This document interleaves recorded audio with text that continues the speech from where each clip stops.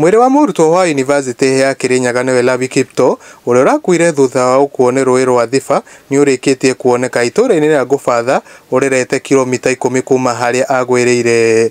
Kiptoo ari murutwo wa engineering na riu family yake ni irikitie kuma kwao mũciĩ Trans Nzoia na gwĩkĩra mũkonde ucio ni mwĩrĩ wa mwana wao.